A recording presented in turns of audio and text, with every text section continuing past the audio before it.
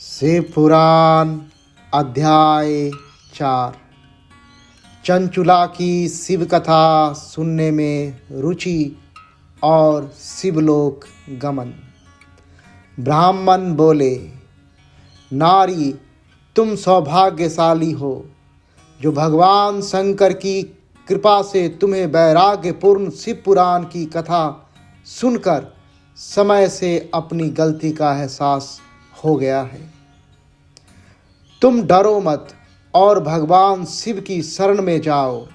उनकी परम कृपा से तुम्हारे सभी पाप नष्ट हो जाएंगे।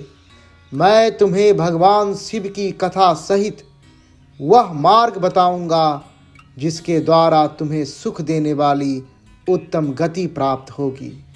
शिव कथा सुनने से तुम्हारी बुद्धि शुद्ध हो गई है और तुम्हें पश्चाताप हुआ है तथा मन में वैराग्य उत्पन्न हुआ है। पश्चाताप ही पाप करने वाले पापियों के लिए सबसे बड़ा प्रायश्चित है। पश्चाताप ही पापों का शोधक है। इससे ही पापों की शुद्धि होती है। सत्पुरुषों के अनुसार पापों की शुद्धि के लिए प्रायश्चित पश्चाताप से ही संपन्न होता है, परंतु जिसे अपने कुकृत्य पर हार्दिक पश्चाताप होता है वह अवश्य उत्तम गति का भागीदार होता है। इसमें कोई शक नहीं है। शिव पुराण की कथा सुनने से चित्त की शुद्धि एवं मन निर्मल हो जाता है। शुद्ध चित्त से ही भगवान शिव व पार्वती का वास होता है। शुद्ध चित्त में ही भगवान शिव व पार्वती का वास होता है। वह शुद्धात्मा पुरुष सदा शिव के पद को प्राप्त होता है।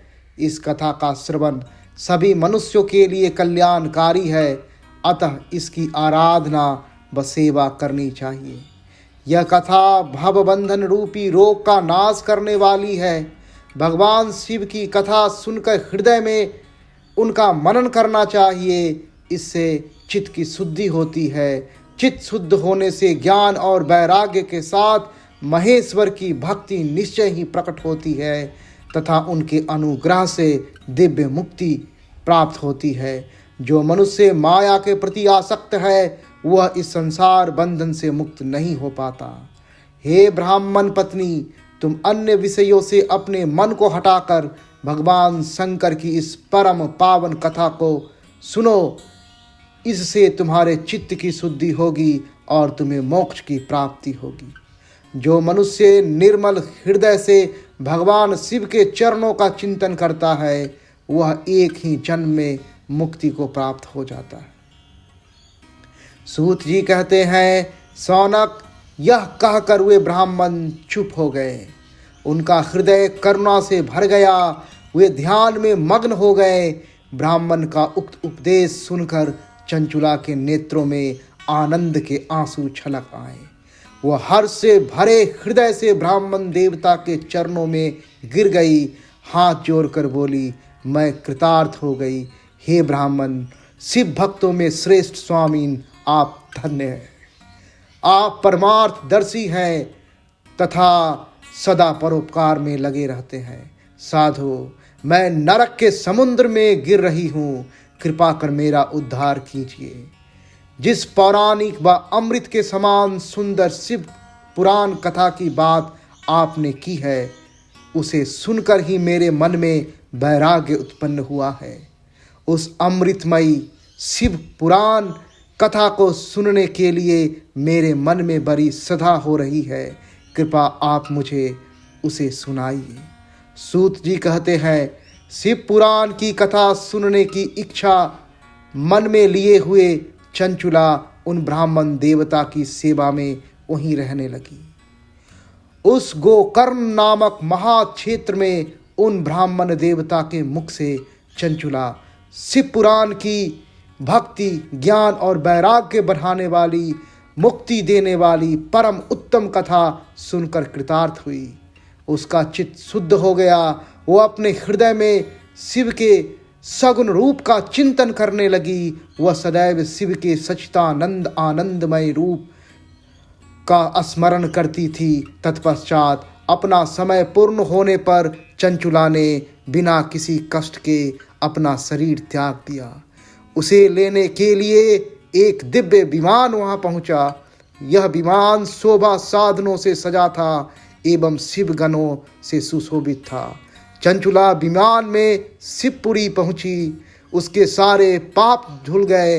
वह दिव्यांगना हो गई। वह गौरांगी देवी मस्तक पर अर्धचंद्र का मुकुट व अन्य दिव्य आभूषण पहने शिवपुरी पहुंची। वहां उसने सनातन देवता त्रिनेत्रधारी महादेव शिव को देखा। सभी देवता उनकी सेवा में भक्ति भाव से उपस्थित थे। उनकी अंग की कांति करोड़ों सूर्य के समान प्रकाशित हो रही थी।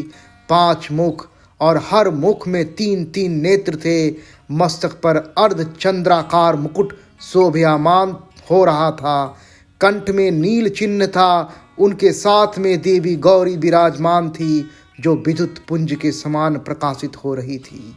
महादेव जी की कांति कपूर के समान गौर थी। उनके शरीर पर श्वेत वस्त्र थे तथा शरीर श्वेत भस्म से युक्त था।